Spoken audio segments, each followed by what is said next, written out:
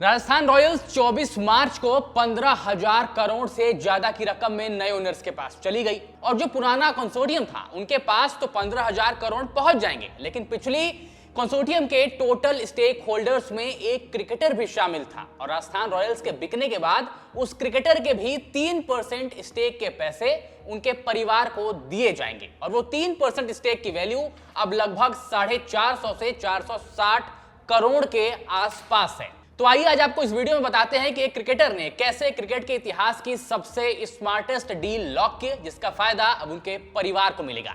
नमस्कार, मेरा नाम है अनुभव मिश्रा और आप देख रहे हैं खबरगाम।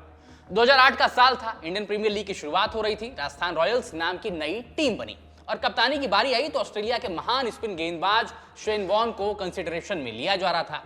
शेन वॉर्न अपनी गेंदबाजी के लिए तो जाने ही जाते थे, लेकिन उनका क्रिकेटिंग ब्रेन भी कमाल का था। वॉर्न उस वक्त इंटरनेशनल क्रिकेट से रिटायरमेंट ले चुके थे, लेकिन राजस्थान रॉयल्स ने उन्हें वापस मैदान पर बुलाया और सिर्फ क्रिकेट खेलने के लिए नहीं, बल्कि टीम के मालिकों ने वॉर्न से कहा कि आप सिर्फ खिलाड़ी नहीं, टीम की कमान संभालो, यानी टीम की कप्तानी करिए। और साथ के साथ उन्होंने वॉर्न को दो और बड़ी जिम्मेदारियां सौंपी, पहली कप्तानी, दूसरी कोचिंग और तीसरी मेंटोर का रोल। यानी वो टीम के कप्तान भी थे, कोच भी थे और खिलाड़ियों के मार्गदर्शक भी थे।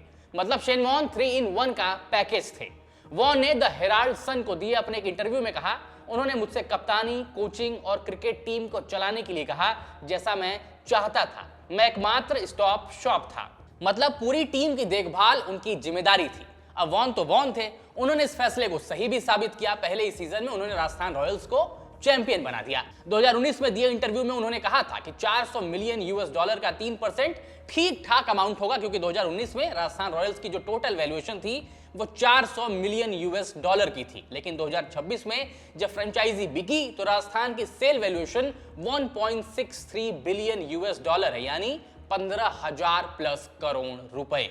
लेकिन जब वॉर्न को ये तीनों रोल दिए गए तो वो सिर्फ सैलरी पर नहीं रुके, यानी जिस अमाउंट में उन्हें राजस्थान रॉयल्स ने खरीदा था सिर्फ उसी पर वो नहीं ठहरे। उन्होंने एक बहुत स्मार्ट सौदा किया। उन्होंने कहा, मुझे हर सीजन खेलने के बदले 0.75% की ओनरशिप में हिस्सेदारी दो। टीम के मालिकों ने हामी भर ली। वॉर्न की सैलरी उस समय करीब $6,57,000 की थी और इसके साथ ही वो जितने भी सीजन राजस्थान रॉयल्स के लिए खेलेंगे उनको हर सीजन 0.75% का ओनरशिप स्टेक चाहिए होगा। वॉर्न ने 4 सीजन खेले। हर सीजन के बाद उनकी हिस्सेदारी बढ़ती गई। 4 सीजन पूरे होने के बाद उनकी कुल हिस्सेदारी 3% की हो गई। 2008 में ही उन्होंने टीम को पहला आईपीएल खिताब भी जिता दिया और ट्रॉफी ट्रायम्फ में वॉर्न का जादू सबसे बड़ा था। समय बीता गया, वॉर्न की हिस्सेदारी टीम में 3% की थी ही और समय बीतने के साथ टीम की टोटल वैल्यूएशन भी ऊपर जाती रही और फिर 2022 में शेन वॉर्न इस दुनिया से चले गए। लेकिन उनका स्मार्ट सौदा उनके परिवार के लिए बहुत बड़ा बन गया। अब जब मार्च 2026 में राजस्थान रॉयल्स की पूरी टीम अमेरिका के कंसोर्टियम, जिसको कार्ल सुमानी लीड कर रहे थे, उन्होंने 15,300 करोड़ रुपए के आसपास की रकम में खरीद लिया, तो वो 3% की हिस्सेदारी जो शेन वॉर्न की थी, ये अमाउंट उनका भी होगा जो कि उनके परिवार को मिलेगा। अब लेट शेन वॉर्न की क्रिकेटिंग ब्रेन के बारे में तो हम सब जानते ही थे, लेकिन ये उनका बिजनेस माइंड था जो आज दुनिया देख रही है। उनकी 3% हिस्सेदारी अब 450 से 460 करोड़ रुपए की हो गई है। सोचिए, वॉर्न ने सिर्फ 4 सीजन खेले राजस्थान रॉयल्स के लिए, अपनी फ्रेंचाइज को चैंपियन भी बना दिया इनॉग्रल सीजन में ही और स्मार्ट सौदा करके अपने परिवार के लिए इतना बड़ा खजाना भी छोड़ गए। तो वॉर्न का ये क्रिकेटिंग ब्रेन और उसके साथ साथ ये बिजनेस माइंड आपको कैसा लगा, नीचे कमेंट्स में जरूर बताइएगा और वीडियो पसंद है तो लाइक करिएगा, शेयर करिएगा और खबरगाम को सब्सक्राइब जरूर करिएगा।